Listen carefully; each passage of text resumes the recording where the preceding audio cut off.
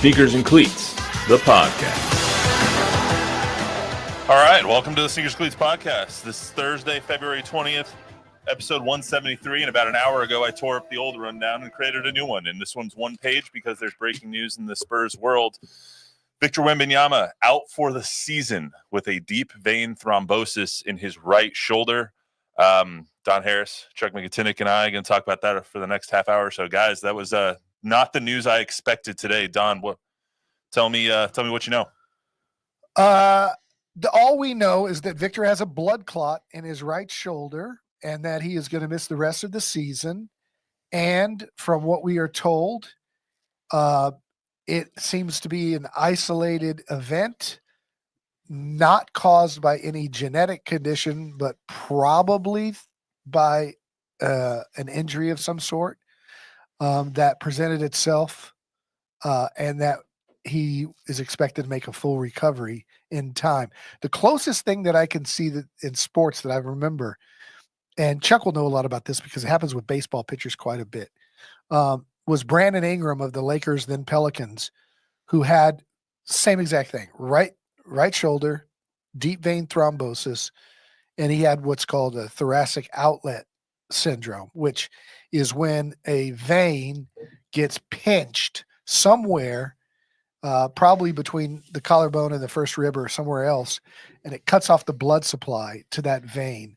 Baseball pitchers, it's a very common occurrence when you hear the words thoracic outlet syndrome.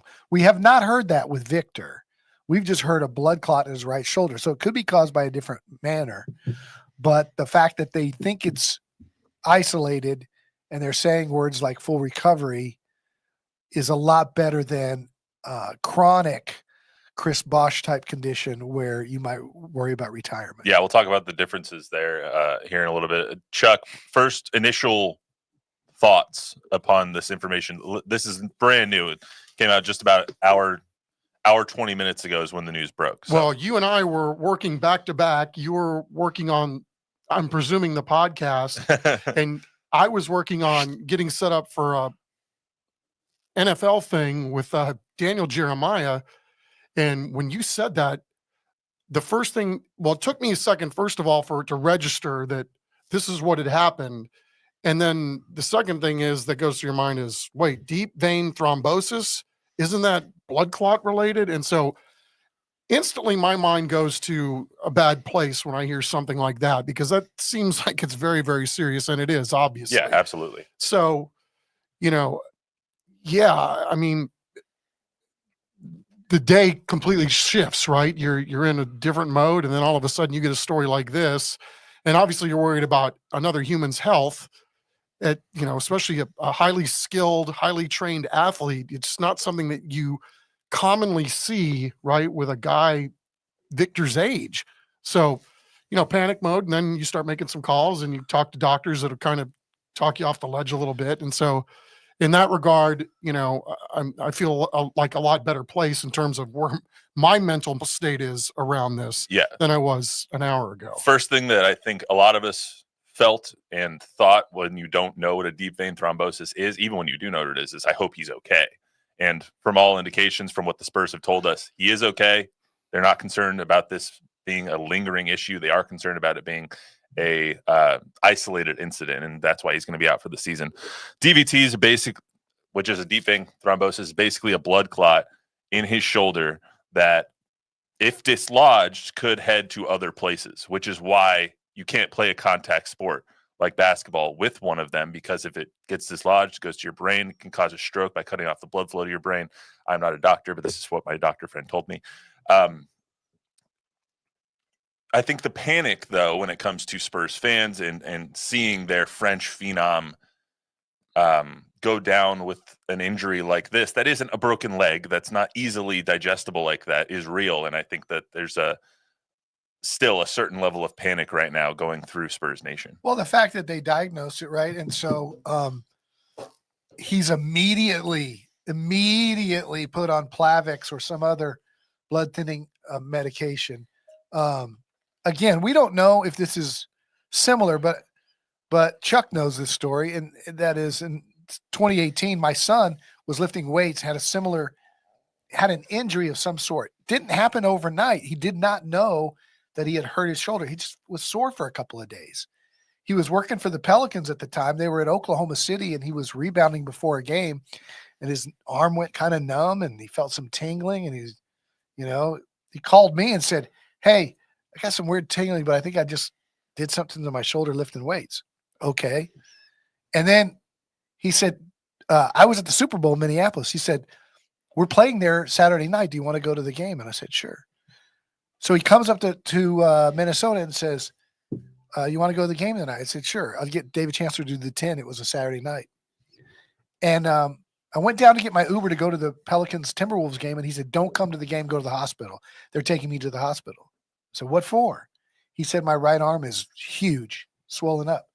Went to the emergency room. Long story short, he had done something lifting weights 4 or 5 days earlier where the rib was pinched by the collarbone, and those vessels caused a blood clot. It was pinched, and that's what caused the blood clot coming back.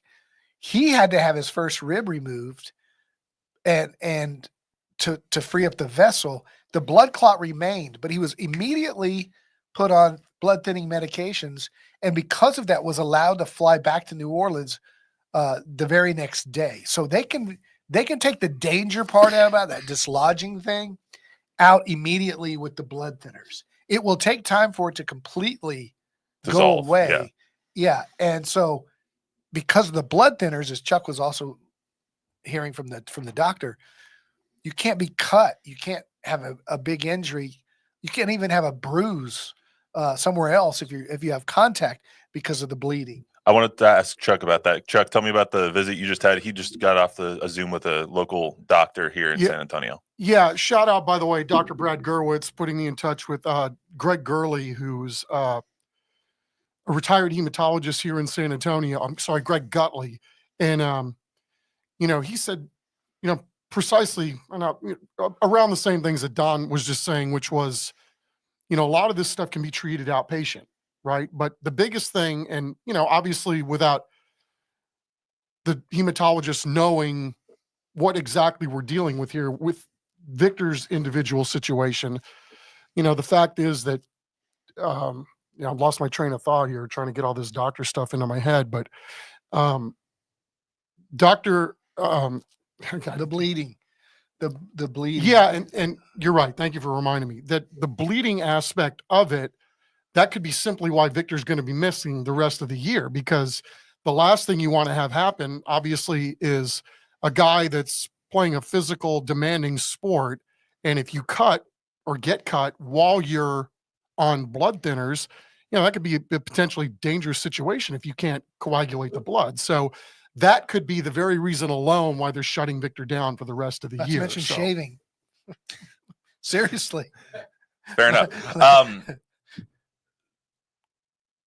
I think it's important to denote, and you alluded to it a little bit earlier, that this is not a similar situation to what Chris Bosh had. We don't know, right? Right now, from what we understand, it is not Chris Bosh. Chris Bosh's career was ended because of a blood clotting disorder. He continued to clot. He had a pulmonary embolism in his lungs that caused his season to end, on top of a deep vein thrombosis. And then after they thought he was going to come back, he continued to get blood clots and was on blood thinners, which is why he couldn't play a contact sport. This is not, right now, as we sit here. Correct. That is not this. Correct. This is not that. This is much closer to what you said earlier with the Brandon Ingram injury. Got it in his right arm, ended up out for the season on March 9th, came back next season, was totally fine. For the Hornets now, obviously, for the Pelicans now, obviously, on the Raptors. This is much closer to that than it is to a Chris Bosh situation, and I think Spurs fans need to, pump the brakes when they're saying, "Oh no, it's going to be Chris Bosh." We don't think so yet, as of right now. No, we don't think so. We don't think that it will become that. And there are, like I said, there are probably a dozen or more examples if you just Google thoracic outlet baseball pitcher arm injuries. It's a similar thing. And so it's not common for a 21-year-old to have a blood clot, but it can happen to athletes who injure that area of the body. Want to get to some of the chat items, people commenting on our chat. I will stuff say like that, this. but- I will say this. or not. Real fast.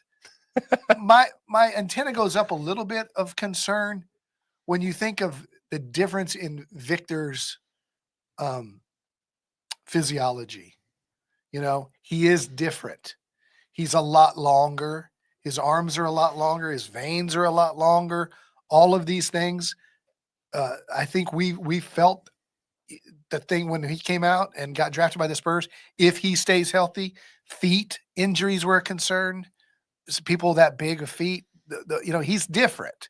And so when I heard this, my immediate reaction was, okay, is this because Victor's different, or is this because there was some sort of injury? From what we're hearing, it's probably the latter, which is good news. Bob, want to? Tom Guerrero is in the house. Shout Thank out you, Tom Tom. Guerrero. Roger says, prayers to your son, Don. Geez, that's awful. Oh, he's fine. It's years ago. Lots of thank you. people are sending prayers and well wishes to Wemby. And I think this was inevitable. Someone's asking about COVID-19 shots. Is that a contributing factor? Not even going to get into that. We have no idea. Yeah, I mean, there's no way to. How Yeah. would we know that? We I don't just- even know exactly the I just had to severity throw it of- out there because it came up multiple times in the chat already. Of course you did. Yeah. Yeah, we're not even going to touch that. A buddy It's of the mine, UFO that flew under the left wing of that plane today. also in the medical field, was his immediate reaction was he wonders if this happened on the flight back from France because it's such a long flight. Someone so large like that, blood clots can accumulate, or there is a risk for blood clots when you're sitting for a long period of time. That was his initial reaction when he first Look, heard that, there's and we gonna don't, be a and we have million- no idea. There's a million things to be thrown against the wall. You know, who knows? Well, you know David Bloom, right, from NBC News? Yeah. He died in Iraq from this. Yeah, pulmonary embolism. They saved from riding on the tank for all that time. Yeah. Overall, just not a great situation and something that is jarring when you see it. Immediate reaction is hopefully he's okay. Secondarily, though, how does this affect the outlook for the Spurs season going forward now without their young superstar who hadn't yet been able to gel with their new superstar, De'Aaron Fox, and they were still working out kind of the kinks of this entire lineup? Don? I was getting to the point that where I didn't think the playoffs or even the play-in was doable when I started to look at the standings and the numbers. They could have made the 10 seed. They were 5 games back. But, you know, the L's were stacking up, man. You know, that latest first leg of the rodeo road trip, they had 2 winnable games that at the buzzer that they lost and falling farther and farther behind in the standings. So now that Wemby's out, I would think, you know, it's pretty safe to say they're a lottery team. And as I said before, when I thought they were going to be potentially a lottery team, it's not the worst thing in the world. When you have 2 picks that you're going to get your own and Atlanta's most likely, and this draft class headed by Cooper Flagg and others, it's not the worst thing in the world. Because if you make the playoffs, you get swept in the first round by Oklahoma City. I mean, we'd all like to see them make the playoffs. Well, you need to get to the playoffs at some point. You need to Yeah. learn how to win in the playoffs at some point. Yeah, So but getting I to the looked at playoffs that. is never a bad thing. But it's never a bad thing. You learn from going to the playoffs. I looked this up today. Oklahoma City, the team that I think can win the championship this year. 100%. In 21, they won 22 games. In 22, they won 24 games. Then 23, they won 40, and then 57. So 20, 21, 22, whatever it is. But they went 22, 24, 40, and 57. And now this year they're going to win plus 60. So I think I'd be concerned if it didn't happen next year with a full season of Castle, Fox, and Wemby. But I think next season is a year where they can win 45 plus Okay. and should. 2020, 22, 22, 23 is where we're at right now. So I think we're a year behind on that trajectory. Hey, Don, an SA radio boy who looks an awful like Walter Pasacreta Yeah. Wally had a comment in there. He says, this takes the team off the griddle. They were headed for a failed season. I don't know if they're heading for a failed season or anything like that, but this certainly brings back, once I got to thinking about this a little bit, it made me think of when David got hurt and they ended up with Tim. You have two picks right now in the first round of this year's draft. One of them is your own, one of them is Atlanta's. both of them highly coveted. Now the Spurs pick looks a little bit better than Atlanta's because Atlanta's been playing better as of late. At this point, if you have an ailment on De'Aaron Fox, does he, take a couple of games off? For sure. Do they start doing what they've done the past couple of years and not attempting to win close games? No, they're going to try to win. They're going to try to win. I just don't know that they can win. Well, they also don't have a big man on their roster now. That's correct. They have Bismack Biyombo. That's it. The Jeremy Sohan is going to be playing. Yeah, they're going to have to play run and gun at this point, right? I mean, you don't have the fail-safe underneath the basket that they've been, quite frankly, relying on too much. Just filter it all down to Victor and make him turn around and think otherwise. But I think this is something that's going to create opportunity. If there is a sentiment in the locker room, and we don't know that there is, but if there is one where maybe Victor's getting too much of the attention, maybe we shouldn't be doing everything around Victor, maybe, and I'm not saying that that's the case, but this is a chance for other guys to now get an opportunity to show what they can do, show what they're capable of, and show how well they can play together without the quote unquote face of the franchise. So, it should always be, in my opinion, next man up in mentality, and now we'll see if they can handle it. I would agree they really look undermanned now with no big fella on this team. To Walter's question about a failed season, Vegas picked them to win 38 games before the season started. Had Wemby stayed healthy, and they would have gone about 500 the rest of the way. They would have been at 38. They would have been right at 38. So I don't know. It would have been a failed season. There were higher expectations than that for sure. I don't know if this is a failed season anyway. When Victor Wembanyama goes out for the season after he plays 46 games after they've played 52 as a whole, your expectation for the season dramatically changes. At this point, for sure. At this point right now, was it a failed season? Were they underperforming? I would say yes. I would say that I expected them to be closer to 26 and 26 than 23 and 29. But now your expectations go out the window. They have to be completely redone. Your expectation for the season now is I hope they go 23 and 59 because then that gives them a better chance at Cooper Flag. That's my desire for the team. I hope they don't win another game this season. However, that's not going to happen. But your expectation now, I would put their win total closer to 31 instead of 38. Yeah, that's fair. De'Aaron Fox is not going to let them lose out. Stephon Castle, Chris Paul, these are not losers. No, they're not. These are winners. I'm curious to see what this looks like starting tonight. I mean, because this is a huge blow, obviously. There's no question. I mean, for Victor personally and for the franchise, I mean, this is the guy that people are lining up to see play ball.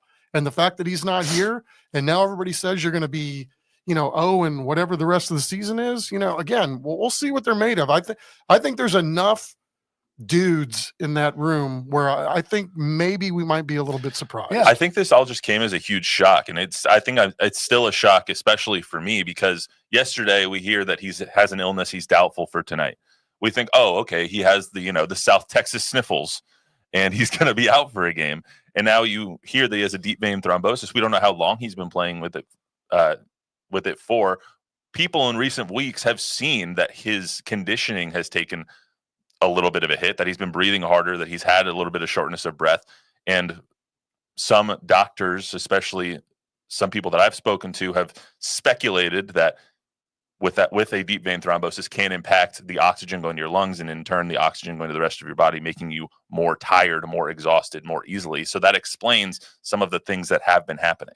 He said post All-Star game, he felt great, and he felt like he could give 100%, and he gave 100% all the time, and he felt so much better than he did a year before. So, I mean, that's a little contradictory because he felt like, what was the overall takeaway? The takeaway is, I don't have to save anything in the tank. Like before I saved some things in the tank because I didn't want to get too tired. Now I know I can go full speed because I'm in the best shape. So I don't know. I don't know if they're related or not. His quote unquote fatigue, and we don't know. We don't know anything for a fact right now, except the fact that he's out for the season, has deep vein thrombosis. Yeah, the hematologist, we asked him about that too, and he said probably not. That it would probably not affect his stamina. According to my wife, Jordan, who just tweeted at us, searches for deep vein thrombosis are up 1,000% according to Google Trends, alongside searches for Wembanyama. The last 4 hours, unsurprisingly, a lot of them came from Texas. So Imagine. So I assume a lot of people are becoming WebMD superstars right now. Deep vein thrombosis is usually old people's legs instead of young athletes' shoulders. Young Frenchman's arms. Yeah. It's the new fad. So guys, to put a bow on this, and I'd want a 1-page rundown as opposed to a 4-page rundown that I usually have, because this is such a unique and interesting scenario here, in huge breaking news. As you go into and look at these next 2 games and the next 30 games in the season, what is your expectation for the team, and what do you want to see out of them without Victor? I'd like to see growth from young players with losses to get a better position in the lottery. And then I think we just, take it day by day with Victor and wait for updates and see where this goes, with the optimistic view that it's similar to Brandon Ingram and that he'll make a full recovery. No guarantees, I want to see bodies hitting the floor. I want to see bodies flying for loose balls in the stands. I mean, this has got to mean something, right? This is going to be an opportunity. Those minutes have to be cut up somewhere. And, I think there's a lot of guys that this is going to make whether or not they're on this team next year. Yeah. With this opportunity that now lies ahead, because they are going to have to play wildly different than what they've played here with when Victor's on the floor. Just thinking about this season as a whole, it's so weird because it starts out with the Pop stuff going on in November, and then you don't know when Pop's going to come back. He's now been out for almost 4 months with his mild stroke. And then you have the trade for De'Aaron Fox, and you have the Steph Castle of it all. And now you have Victor, who's going to be out the rest of the season with a deep vein thrombosis, which isn't something you see every day. It's just this whole season, I can't wrap my head around how weird and just abnormal this season has been, Chuck. Yeah. I can't argue with you. I mean, I don't remember anything not anywhere on this level. And again, you talked about expectations going into the season. We can, I think, say without a doubt, they're way better than they were last year, right? But even 100%. with that said, to me, the fact that they're 2 games out, or roughly whatever they are, Of the 10 spot, I mean, still says that they're right there. And I think if you would have told us all in late February that that's where they would be, I would think that we would be saying that this would have been a pretty good season so far. Oh, yeah. So, obviously this changes the dynamic on if they can get there or not. But again, man, opportunity knocks. Who's going to be that guy that's going to really seize this opportunity and really win over the coaching staff, the franchise, that they want to be here? They'll do whatever it takes to be here. They want to be a part of something going forward. And I think this is going to be a nice little interesting 2 months to see what transpires. Not the craziest of all time. Remember, Johnny Moore came down with desert fever in the 80s. Ended his career for a while, but then he made a comeback. Only you. I was thinking about Chris Paul for this. I think this really opens him up for more like on-court coaching, to be more of a leader of the team and everything, and to help the young guys even more. Is it? I mean, this team really just has to. Now they have to make a move at center, because you can't play with Jeremy at your 5 the entire season. You can. You shouldn't. It's an obvious tank if you do. Yeah.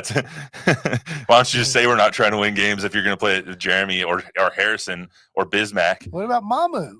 Okay.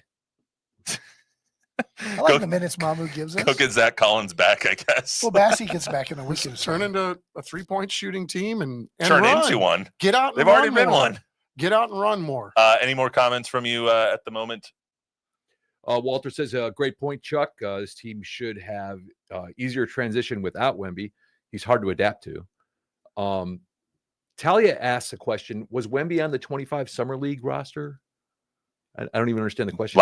Last year's Summer League roster, he was There's no way he would be on the next Summer League. No, he was doing Olympics last year. He was in the Olympics last year. And Walter also said, with Fox and a healthy Wemby with Castle, should be a top 6 in my opinion, and those close losses killed them. Yeah, Yeah. I mean they should That's be a top. fair. They should be a top 6 seed Yeah. next year. Next year. But Yeah. that, I mean, this year it's far from. It's a far cry from the 6th seed. We're Yeah. gonna really hope that. I think it would say a lot about this team and the youth of this team and the leadership of De'Aaron Fox, the leadership of Chris Paul, the leadership of Harrison Barnes, and a coaching job by Mitch Johnson. If this team were to make the play, Oh, it'd be a miracle now. I mean, if you get to a 9 seed, 10, and you play and you maybe even win a play-in game, Oh, it would be, I think, a Wildly- resounding success for Yeah. this team. and a failure for the lottery. Absolutely, but hopefully Atlanta bottoms out. So we'll see. That's really the overriding positive here is that hopefully this is another Duncan Robinson situation where Robinson goes down, you bottom out, and then you get Tim Duncan, and then hopefully this time it's How lucky Victor has the goes Spurs been? Yeah. Yeah, For the luckiest- through some good times. for the luckiest franchise in sports. They're certainly getting a little unlucky here recently. Yeah, well, they got the number 4 pick in last year's draft and it ended up being the number 1 pick Yeah, honestly, way better than Zachary Risachet. so far. Oh man, what a day! Yeah. Anything else from you at this point, Bob? We're good to go. All right, Walter, thanks for watching, and Shout out Walter Pasquita, Shout out Wally. Wally's Deli. and thanks for shouting out my mess up on my super last night, Walter. I appreciate that. I accidentally put Spurs forward for Kevin Durant. That was my bad. Hey, speaking into existence. there's nothing wrong Maybe with next that. year. Maybe next year. That's all we got for today on the Sneaks Cleats podcast. Hearts and prayers go out to Victor Wembanyama. Hopefully everything Amen. ends up okay for him and he's back healthy again next year. And we'll see what happens with the Spurs tonight in Austin as Kevin Durant makes his return to Austin, not to the Moody Center. Moody Center is brand new in 2022. That's all we got for you today. We'll see you back here on Monday.